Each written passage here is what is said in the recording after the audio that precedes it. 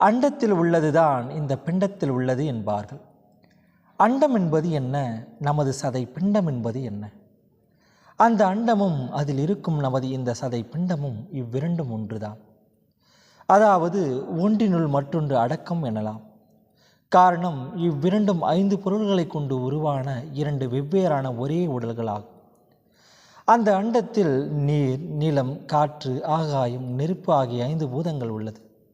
அதுவே நமது பிண்டத்தில் கண், காது, மூக்கு, வாய், மெய் என்ற 5 புலன்களாக இருக்கின்றது. அண்டத்தில் நமது பிண்டம் அடங்கும். நமது பிண்டத்தில் அந்த பேரண்டமும் அடங்கும். ஆனால் அந்த அண்டமும் நமது பிண்டமும் ஏதுமில்லாத நிலையில்தான் அடங்கி ஒடுங்கியுள்ளது. எப்படி என்றால், அந்த பேரண்டத்தை ஏதுமில்லாத வெட்டவெளியே தாங்கி இருக்கின்றது. அதிலே சூரியனும் சந்திரனும் சகல விண்மீன்களும் தங்கியுள்ளது.